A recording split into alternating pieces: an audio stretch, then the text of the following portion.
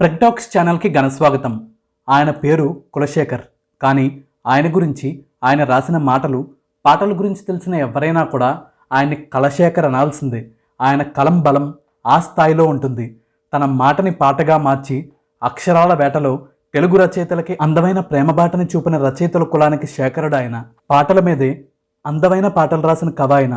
అమ్మాయి బాగుంది సినిమాలో పాటల పల్లకిలోన చిగురాకుల సవ్వడిలోన నిరంతరం వసంతమే సంగీతం అని రాసిన వాసు సినిమాలో పాటకి ప్రాణం పల్లవి అయితే అని రాసిన అవునన్నా కాదన్న సినిమాలో పాటే వింటే ఊపే రవాలిరా తలమేస్తే కొనసీమే కోయిలమ్మై పాడాలిరా అని రాసిన ఆ పాటలు వెనుకున్న అందమైన అరుదైన భావాల విజ్ఞానగాని ఆయనే. సాధారణంగా విజయాలు సాధించిన వారిని, విజేతలుగా ఉన్నవారిని మాత్రమే ఈ ప్రపంచం కీర్తిస్తుంది. కానీ విజయాలు సాధించి ఒడిదుడుకులు ఎదుర్కొని కష్టాల వారధను దాటాలనే ప్రయత్నంలో ఆఖరి వరకు అవకాశాల కోసం ఎదురు చూసే సందర్భంలో కూడా చిన్న కష్టం వస్తేనే ఆత్మహత్య ఆలోచన చేస్తున్న ఎంతో మందికి తన చావుతో కూడా స్ఫూర్తినిస్తూ ఆత్మవిశ్వాసం కోల్పోకుండా తాను ఎంత దీనమైన స్థితికి వెళ్ళినా కూడా తన పాటకున్న గౌరవాన్ని మాత్రం దిగజార్చకుండా పెద్ద పులికి ఎంత ఆకలేసినా పచ్చగడ్డి తినదు అన్న చందాన అక్షరాలే ఆస్తిగా భావించిన ఒక అరుదైన జ్ఞాన సంపన్నుడు నడి రోడ్డు మీద పడి కన్ను మూసి కళామ తల్లిని కూడా కన్నీళ్లు పెట్టిస్తూ ఒక విషాదమైన రీతిలో ఈ మాయాలోకం నుంచి మాయమైపోయి మహాభినిష్క్రమణం చేసిన ప్రేమ పాటల పూదోట కళకులానికి, కవికులానికి శేఖరుడిగా వెలిగి తిరుగులేని స్టార్డమ్ని చూసి ఒకప్పుడు కార్లలో తిరిగిన ఆయన ఆరోగ్య సమస్యలతో అన్ని విధాల అతి దారుణమైన పరిస్థితికి చేరుకున్నా కూడా విజయం కోసం విశ్వాసంతో ఆఖరి వరకు అలు పెరగకుండా పోరాడి మానసిక స్థితి సరిగ్గా లేదని, దొంగతనాలు చేసి అరెస్ట్ అయ్యాడని, కుటుంబాన్ని కూడా వదిలేశాడని, ఇలా ఎన్ని రకాల నిందలు తన మీద పడ్డా కూడా మళ్ళీ పాటలు రాస్తాను, ఒక్క సరైన పాట పడితే మళ్ళీ అందరూ నన్ను గమనిస్తారు, గుర్తిస్తారు, గౌరవిస్తారు అనే ఒకే ఒక్క ఆశతో చివరి వరకు బ్రతికి పడి లేచిన కెరటంలా కాకుండా పడి లేవని కెరటంలా అర్ధాంతరంగా అస్తమించిన కులశేఖర్ గారి గురించి ఎన్నో ఆసక్తికరమైన విషయాలు ఈ వీడియోలో తెలుసుకుందాం. కులశేఖర్ గారు 1971 ఆగస్టు 15న విశాఖ జిల్లాలో ప్రసిద్ధ పుణ్యక్షేత్రమైన సింహాచలంలో మహోపాధ్యాయులు టిపి శ్రీరామచంద్రాచార్యులు మరియు రంగనాయకమ్మ గార్ల దంపతులకి జన్మించారు. ఆయన పూర్తి పేరు తిరుమల పల్లెర్లమూడి కులశేఖర్. ఆయనకి చిన్నప్పటి నుంచి చదువుతో పాటు సంగీతం, సాహిత్యం మీద ఎంతో ఆసక్తి ఉండేది. స్కూల్ స్థాయిలోనే ఎన్నో ఎస్సే రైటింగ్, ఎలక్యూషన్, డిబేట్ పోటీల్లో పాల్గొని ఎన్నో బహుమతులు గెలుచుకున్నారు ఆయన. కాలేజ్ రోజుల్లోనే ఎన్నో పాటలు రాసి పలువురు ప్రశంసలు అందుకున్న ఆయన ఒకరోజు విజ్ఞాన భారతి కాలేజీలో చదువుతున్న సమయంలో సిరివెన్నెల సీతారామశాస్త్రి గారు రచించిన విరించినే విరచించితని పాటకి అర్థం చెప్పడంతో అక్కడ అధ్యాపకుడిగా ఉన్న సత్యారావు గారు తన శిష్యుడే అయిన సిరివెన్నెల గారికి ఫోన్ చేసి ఆ పాటలో ఆయన రాసిన సాహిత్యానికి అర్థం అడిగి కులశేఖర్ గారు చెప్పింది సరిగ్గా సరిపోవడంతో ఆశ్చర్యపోయారట. అలాగే తాను రాసిన పాటకి అర్థం చెప్పింది ఎవరా అని తెలుసుకోవాలనే ఆసక్తితో ఆ తర్వాత సిరివెన్నెల గారు రావడం, కులశేఖర్ గారు ఆయన్ని కలవడం, ఆయన అక్షరజ్ఞానాన్ని చూసి అబ్బురుపడిన సిరివెన్నెల గారు ముచ్చటపడ్డం జరిగింది. అప్పటి నుంచి సిరివెన్నెల గారు ఉన్నంత వరకు నిరంతరం కులశేఖర్ గారిని ఆయన ఎంతో వాత్సల్యంగా చూసేవారు. కులశేఖర్ గారిలో ఉన్న ప్రతిభను గమనించిన సర్వేశ్వరరావు గారు అప్పటికే ఈనాడు సంస్థలో పనిచేసేవారు. ఆయన చొరవతో ఈనాడు సంస్థలో అవకాశం పొందడమే కాకుండా ఈనాడు జర్నలిజం స్కూల్లో డిప్లొమా కూడా పూర్తి చేసిన కులశేఖర్ గారు జర్నలిస్ట్గా తన ప్రస్థానాన్ని మొదలుపెట్టి సబ్ ఎడిటర్ స్థాయికి చేరుకున్నారు. అంతేకాకుండా ఈనాడు టీవీలో రాత్రి 9 గంటలకు వచ్చే వార్తలకు కూడా స్క్రిప్ట్ని అందించేవారు ఆయన.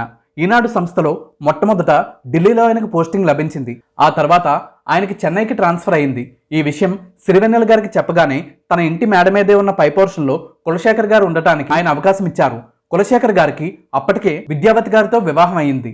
వారి దంపతులకి 2 సంతానం కూడా ఉన్నారు. కుమార్తె పేరు సౌందర్యలహరి కాగా కుమారుడి పేరు సరస్వతి చరణ్ తేజ. వారి బాధ్యతని పూర్తిగా కులశేఖర్ గారి భార్య చూసుకున్నారు. కులశేఖర్ గారి కవితలకి మొదటి ప్రోత్సాహం ఇచ్చింది వాళ్ళ నాయనమ్మ గారే అని చెప్పాలి. ఆమె సుప్రభాతం వింటూ ఉంటే అదే రాగంలో కులశేఖర్ గారు సరదాగా పాటలు పాడడం చూసి మురిసిపోయి ఇవి కవి లక్షణాలు రా నాన్న అనేవారట ఆమె. కులశేఖర్ గారి గురించి మాట్లాడేటప్పుడు తప్పకుండా మాట్లాడుకోవాల్సిన మరో పేరు ఆర్పి పట్నాయక్ గారు. సినిమాల్లోకి రాకముందే ఆయనకి కులశేఖర్ గారితో స్నేహం ఉండేది. ఆ పరిచయం కారణంగానే తనకి చిత్రం సినిమాలో సంగీత దర్శకుడిగా అవకాశం వచ్చిన సమయంలో కులశేఖర్ గారిని తీసుకువెళ్లి డైరెక్టర్ తేజ గారికి పరిచయం చేశారు ఆర్పి గారు. చిత్రం సినిమాలో పాటలు రాయడానికి తేజ గారు కులశేఖర్ గారికి అవకాశం ఇవ్వాలని భావించిన సందర్భంలో సినిమాలో అన్ని పాటలు రాయడానికి తనకే అవకాశం ఇస్తేనే రాస్తానని చెప్పారు కులశేఖర్. మొదటి సినిమాకి రాస్తున్న రచయితలు ఎవరూ కూడా డైరెక్టర్కి అలా చెప్పే సాహసం చేయరనే చెప్పాలి. అయితే అప్పటికే కులశేఖర్ గారి గురించి ఆర్పి గారు చెప్పింది వినడమే కాకుండా స్వయంగా కులశేఖర్ గారిలో ఉన్న ప్రతిభ గురించి తెలుసుకున్న తేజ గారు ఆయనకి చిత్రం సినిమాలో మొత్తం అన్ని పాటలు రాసే అవకాశం ఇచ్చారు. ఆయన రాసిన 6 పాటలు కూడా సెన్సేషనల్ మ్యూజికల్ హిట్స్గా నిలిచిపోవడమే కాకుండా ఆ రోజుల్లో కుర్రకారుని ఆ పాటలు ఊపేశాయని చెప్పచ్చు. ఆ సినిమా పాటలు ఇప్పటికీ వినిపిస్తూనే ఉంటాయి. అయితే మొత్తం అన్ని పాటలు తానే రాస్తాను అని అడగడం వెనుకున్న కారణాన్ని చెప్పిన కులశేఖర్ గారు ఆ విషయం తనకి సిరివెన్నెల గారు చెప్పారని, మొత్తం అన్ని పాటలు మనం రాసినప్పుడు మాత్రమే మన పాటల వల్లే సినిమా విజయం సాధించిందని మనం మనస్ఫూర్తిగా గర్వంగా చెప్పుకోగలమని చెప్పారని, అదే సూత్రాన్ని నేను పాటించానని చెప్పారు. మొత్తం మీద అప్పట్లో సినిమా హిట్ అయితేనే పాటలకు గుర్తింపు వస్తుంది అని ఉన్న అభిప్రాయాన్ని పూర్తిగా తుడిచేస్తూ పాటల వల్లే సినిమాని ఒక రచయితగా హిట్ చేయగలిగాడు అనే పేరుని తన తొలి సినిమాతోనే తెచ్చుకున్నారు కులశేఖర్. ఆర్పి పట్నాయక్ గారి మ్యూజిక్ డైరెక్షన్లో వచ్చిన పాటల్లో దాదాపు 80% వరకు కులశేఖర్ గారే పాటలు రాశారంటేనే వారి కాంబినేషన్ ఆ రోజుల్లో ఏ స్థాయిలో విజయవంతమైందో మనం ఊహించుకోవచ్చు. టిపి కులశేఖర్ గారి పూర్తి పేరు మనం ముందుగానే చెప్పుకున్నట్టు తిరుమల పల్లెర్లమూడి కులశేఖర్. అయితే చిత్రం సినిమా టైటిల్స్లో ఆయన పేరు టిపి కులశేఖర్ అని కాకుండా కులశేఖర్ అని మాత్రమే వేశారు. ఆ విషయం ఆ తర్వాత గమనించిన ఆర్పి పట్నాయక్ గారు, గురుగారు మొదటి సినిమాకి టైటిల్స్లో పేరు చూసుకోవడం ప్రతి రచయితకి ఒక కళ, మేము టీపీ అని వేయడం మర్చిపోయాం అని చెప్తే, టీపీ వేస్తే ఏముంది, వేయకపోతే ఏముంది, టీ అంటే తేజ, పి అంటే పట్నాయక్, మీరిద్దరూ నాతో ఉన్నారుగా అనడంతో పట్నాయక్ గారి కళ్ళు చెమర్చాయట. అంతేకాకుండా తనని ఎంతో ప్రోత్సహించిన పట్నాయక్ గారి గురించి కులశేఖర్ గారు ఒక సందర్భంలో మాట్లాడుతూ ఆర్పి అంటే రాగాల పల్లకి అని చెప్పడం ఆయనలోని సరస్వతీ పుత్రుడికి సిసలైన తార్కాణం. చిత్రం తర్వాత తేజ గారి డైరెక్షన్లోనే జగపతి బాబు గారు హీరోగా వచ్చిన ఫ్యామిలీ సర్కస్ మూవీ అంతగా ఆడకపోయినప్పటికీ ఆ సినిమాలో నన్ను కొట్టకరో తిట్టకరో మావో ముద్దులు మావో పాట అందరినీ ఉర్రూతలొగించింది.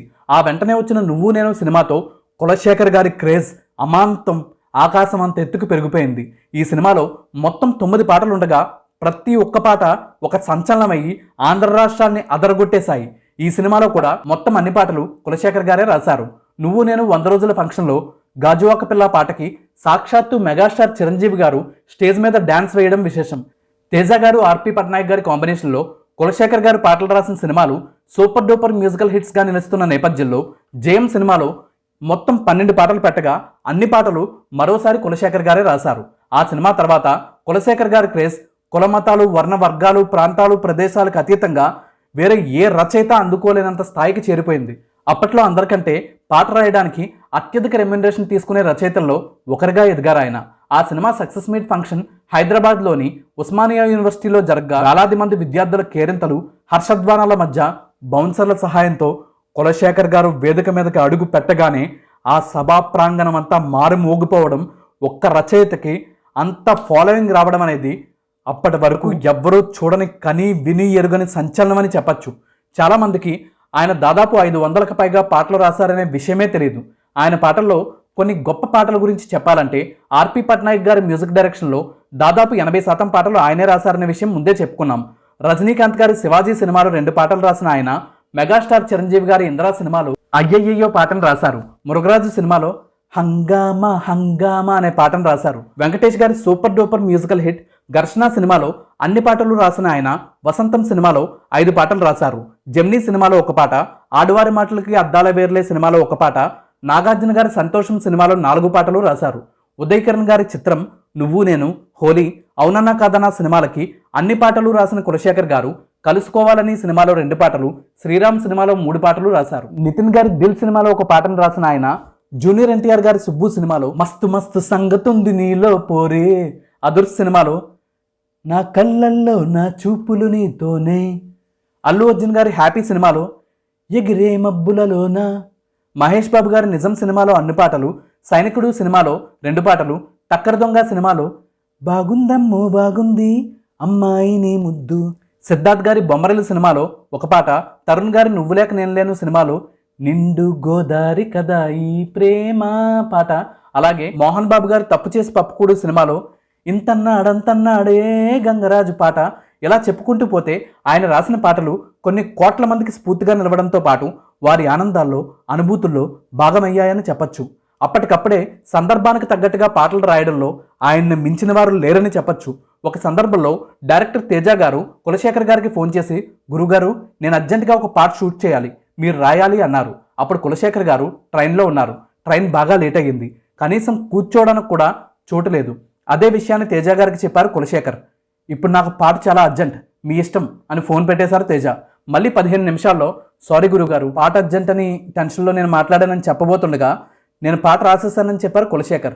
అప్పుడు పుట్టిందే బండి బండి రైలు బండి వేలకంటూ రాదు లేండి పాట. జయం సినిమా షూటింగ్ జరుగుతుండగా సదా గారు ఏదో పనుందని చెప్పి షూటింగ్ ముగించుకొని వెళ్ళిపోవాలనే ప్రయత్నంలో నెక్స్ట్ సీన్కి రాను అని అక్కడి అసిస్టెంట్ డైరెక్టర్కి చెప్పడం, ఆయన ఆ విషయాన్ని డైరెక్టర్ తేజ గారికి చెప్పేయడం, తేజ గారు ఇప్పుడు షూటింగ్ చేయాల్సిందే అని పట్టుబట్టడంతో సదా గారు తప్పని పరిస్థితుల్లో షూటింగ్కి వచ్చిన సందర్భంలో రాను రానంటూనే చిన్నదో అనే పాట వైజాగ్ వెళ్తుండగా దారిలో గోదావరి నదిని, అక్కడున్న ఇద్దరు ప్రేమికుల జంటని చూసి నిండు గోదావరి కదా ఈ ప్రేమ పాటని, హోలీ సినిమాలో ఒక పాట ఆర్పి పట్నాయక్ గారికి నచ్చుతుందో లేదో అని ఆలోచిస్తూ రాస్తున్న క్రమంలో అవునని అంటావో మరి కాదని అంటావో ఏమంటావో ఏమో నన్న సందేహంతో అని రాయడం విశేషం. అన్నిటికంటే గొప్పగా చెప్పుకోవాల్సింది మోహన్ బాబు గారు తప్పు చేసి పప్పుకూడు సినిమాలో పాట గురించి. అప్పటికే ఆ పాట సిచ్యువేషన్ గురించి దాదాపు 10 మందికి పైగా రచయితలకు చెప్పి విసిగిపోయి అలసిపోయారు ఆ చిత్ర మ్యూజిక్ డైరెక్టర్. ఎవ్వరు ఎలా రాసినా మోహన్ బాబు గారికి నచ్చడం లేదు. ప్రతి రచయిత అలా రాస్తాను, ఇలా రాస్తాను, అలా అయితే ఎలా ఉంటుంది, ఇలా అయితే ఎలా ఉంటుంది అని రకరకాలుగా రాశారు. అన్ని ప్రయత్నాలు అయిపోయాక ఆఖరికి ఆ పాట అవకాశం కులశేఖర్ గారికి వచ్చింది. వెంటనే అంతకు ముందు ప్రయత్నించిన అందరు రచయితల పరిస్థితిని తలుచుకున్న కులశేఖర్ గారు అంతన్నాడెంతన్నాడే గంగరాజు అని రాసిన పాటకి విరగబడి నవ్విన మోహన్ బాబు గారు తన జీవితంలో ఎప్పుడూ లేని విధంగా ఆ పాటను స్వయంగా తానే పాడటం విశేషం. నవదీప్ గారు హీరోగా నటించిన జై సినిమాలో అన్ని పాటలు రాసిన కులశేఖర్ గారు ఆ cinema music director Anup Rubens గారు ముస్లిం కావడంతో అక్కడున్న సాంకేతిక నిపుణులు ఇప్పటికే మ్యూజిక్ ఇండస్ట్రీలో ఏఆర్ రెహమాన్ డామినేషన్ ఎక్కువైపోయింది అని మాట్లాడిన సందర్భంలో కులమతాలకు అతీతంగా అందరూ కలిసిమెలిసి ఉండాలనే ఉద్దేశంతో ఆ సినిమాలో దేశం మనదే తేజం మనదే పాటలో ఏ కులమైనా ఏ మతమైనా భరతమాతకొకటే లేరా అని ఆయన రాశారు.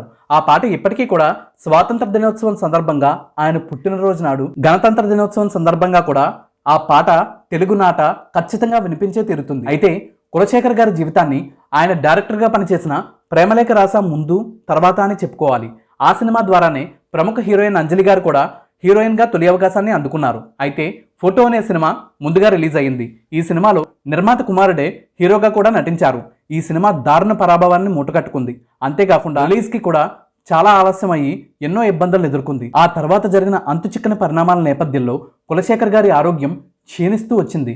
మొత్తం మీద 2010 తర్వాత ఆయన మానసిక పరిస్థితిలో కూడా మార్పు రావడం, కుటుంబానికి కూడా దూరం అవ్వడం, గుర్తు తెలియని వ్యక్తుల రోడ్ల మీద తిరగడం, దాదాపు 2 ఏళ్ల పాటు కోమాలోకి వెళ్ళిపోవడం, ఆ తర్వాత కోమా నుంచి బయటపడ్డాక కనీసం తన వారిని కూడా గుర్తుపట్టలేకపోవడం, ఇలా ఎన్నో ఊహించిన పరిణామాలు జరిగాయి. అయితే ఈ పరిణామాల వెనక అసలు విషయం మాత్రం కేవలం కులశేఖర్ గారికి మాత్రమే తెలుసు. కానీ ఎవరికి నచ్చినట్టు వారు ఆయన గురించి ఎంతో దారుణంగా ఆయన పలు గుడుల్లో శటగోపాల దొంగతనం చేశారని, మొబైల్ ఫోన్లు, బ్యాగులు, క్రెడిట్ కార్డులు, డెబిట్ కార్డులు, ఇలా ఎన్నో దొంగతనాలు ఆయనకు అంటగట్టారు. ఆయనకి జైలు శిక్ష విధించడం కూడా జరిగింది. పోలీసులు ఆయన్ని అరెస్ట్ కూడా చేశారు. అయితే ఈ విషయం తెలిసిన అప్పటి డీజీపీ అనురాగ్ శర్మ గారు కులశేఖర్ గారిని కలిసి ఆయనతో మాట్లాడి ఆయన గురించి, అక్కడున్న పోలీసులతో ఆయన గురించి ఎంతో గొప్పగా చెప్పి, ఇది తెలియక ఆయన ఆరోగ్య పరిస్థితి సరిగ్గా లేక జరిగి ఉండొచ్చని చెప్పడమే కాకుండా ఆయన మొబైల్లో ఉన్న పాటలు కూడా ఆయన కులశేఖర్ గారికి ఆ సందర్భంలో చూపించగా మొత్తం ఉన్న 80 పాటల్లో 60 పాటల వరకు కులశేఖర్ గారు రాసినవే ఉండటం విశేషం. అలాగే కులశేఖర్ గారికి ఆరోగ్యం బాగోక హాస్పిటల్లో ఉన్న సందర్భంలో ఆయనకి 4 డాక్టర్లు వైద్యం అందించారు. అందులో ఒక డాక్టర్ లవ్ మ్యారేజ్ చేసుకున్నారు. నేను లవ్ మ్యారేజ్ చేసుకోవడానికి, నా జీవితం ఇంత ఆనందంగా ఉండడానికి కారణం మీరు రాసిన ప్రేమ పాటలే గురువుగారు అని చెప్పి ఆయన ఆరోగ్యం కుదుటపడాలని తిరుపతి వెళ్ళి తీసుకొచ్చిన కుంకుమ తెచ్చి ఆయన నుదుటి పెడుతూ చెప్పారట. అంతటి దీనస్థితికి చేరుకున్నా కూడా ఎంతో గొప్ప స్థానానికి చేరుకున్న వ్యక్తులు సైతం తన పాటకిస్తున్న గౌరవమే ఆయన్ని మామూలు మనిషిని చేసింది. ఆయన ఒక సందర్భంలో అందరూ దొంగ దొంగ అన్నారు. కానీ వాస్తవానికి ఆయన ప్రేమ పాటలతో ఎంతో మంది మనసుల్ని కలిపిన ప్రేమ దొంగ అని చెప్పచ్చు. అంతేకాకుండా ఆయన గురించి ఒకసారి దిగ్గజ దర్శకులు బాపు గారు మాట్లాడుతూ, కులశేఖర, నిన్ను మేమంతా ప్రేమికుల శేఖర అని పిలుచుకుంటామన్నారు. సాహిత్యం అంటే ఎంతో ఇష్టమున్న ప్రముఖ నటులు తనికెళ్ళ భరణి గారు కులశేఖర, ఆ కృష్ణుడు వెన్నదొంగ, నువ్వు పెన్నదొంగ అనేవారట. రచయితగా కులశేఖర్ గారి స్థానం చెప్పాలంటే అప్పటి వరకు సినిమాల ఆడియో సీడీల మీద రచయితల పేర్లు వేసేవారు కాదు. ఆయన రాసిన పాటలు వరుసగా ఘన విజయాలు సాధించి విపరీతమైన ఫాలోయింగ్ ఏర్పడ్డాక రచయిత ప్రాముఖ్యతను గుర్తించిన సినిమా వారు పాట ఆడియో సీడీలపై రచయితల పేర్లు వేయడం ప్రారంభించారు. ఉదయకిరణ్ గారు హీరోగా నటించిన కొన్ని సినిమాలకి ఆయనతో పాటు కులశేఖర్ గారికి కూడా కొన్ని చోట్ల హోర్డింగ్స్ పెట్టి బ్యానర్లు కట్టారంటే అప్పట్లో ఆయన చూసిన క్రేజ్ని మనం అర్థం చేసుకోవచ్చు. తొలినాళ్లలో మ్యూజిక్ డైరెక్టర్ ఆర్పి పట్నాయక్ గారికి స్కూటర్ లేని రోజుల్లోనే ఆయన తన స్కూటర్ ఎక్కించుకుని తిప్పిన కులశేఖర్ గారు ఆ తర్వాత కాలంలో ఒక కారును కూడా కొనుక్కొని తన కారులో మిత్రుల్ని తిప్పారు. ఒక రచయితగా ఆ రోజుల్లో కారు కొనడం అనేది చాలా పెద్ద విషయమని చెప్పచ్చు. కానీ అలా ఒకప్పుడు కారులలో తిరిగిన వ్యక్తి చివరి దశలో కాలినడకన తిరిగారు. కానీ ఎప్పుడూ తన స్థాయిని తగ్గించుకోలేదు, అవకాశం కోసం అర్థించలేదు, తన పాటకున్న విలువని దిగజార్చే సాహిత్యం రాయలేదు, ఆఖరి వరకు తన హుందాతనాన్ని తగ్గించుకోలేదు, ఆత్మగౌరవాన్ని కోల్పోలేదు. తన గురించి ఎంతమంది ఎన్ని విధాలుగా చెడుగా మాట్లాడినా కూడా ఆయన మాత్రం ఎప్పుడు ఎక్కడా ఏ ఒక్కరి గురించి కూడా చెడుగా మాట్లాడిందే లేదు. కానీ ఆయనకి ఏదైనా ఉన్నదున్నట్టు మాట్లాడడం అలవాటు. అలా ఆయన మాట్లాడడం ఆయన్ని చాలామందికి విరోధం చేసింది. అందుకేనేమో యథార్థవాది లోక విరోధి అంటే ఎన్నో యూట్యూబ్ వీడియోస్లో ఆయన మద్యానికి బానిసైపోయారని, చెడు వ్యసనాలకు లోనవ్వడం వల్లే ఇలా అయిపోయారని రకరకాల తంబనైల్స్ పెట్టి ఆయన్ని బ్రతుకున్నప్పుడే మానసికంగా చంపేయడమే కాకుండా చనిపోయినా కూడా వదలకుండా ఇంకా ఇంకా చంపేస్తున్నారు. కానీ వాస్తవానికి ఆయనకి ఏ చెడ్డలవాటు లేదు. ఆయన అనాథలా చనిపోయారని, దిక్కులేని చావు చనిపోయారని ఇలా ఏది పడితే అది ఆయన గురించి రాసేస్తున్నారు. కానీ ఆయన భార్య ఒక మంచి ఉద్యోగం చేస్తున్నారు, వారి కుమార్తె కూడా ఒక మంచి పొజిషన్లో ఉండి ఒక ఉన్నతోద్యోగం చేస్తున్నారు, కుమారుడు కూడా విద్యావంతుడే. ఈయన గురించి రాసే ఆ తప్పుడు రాతల ప్రభావం వారి కుటుంబం మీద ఏ విధంగా ఉంటుందో గమనించండి. దివంగత దర్శకులు ఈవీవి సత్యనారాయణ గారి దగ్గర అసిస్టెంట్ డైరెక్టర్గా పనిచేసిన కులశేఖర్ గారి కజిన్ బ్రదర్ గోపాల్ గారు కులశేఖర్ గారిని బ్రతికించుకోవడం కోసం దాదాపు 16 లక్షల రూపాయలు ఖర్చు చేశారు. ఆయన తీవ్ర అనారోగ్యం బారిన పడిన తర్వాత అభిమానులు ఆయన పాటలకిచ్చే ప్రశంసలే ఆయన్ని ఇన్నేళ్ల పాటు బ్రతికించాయని చెప్పొచ్చు.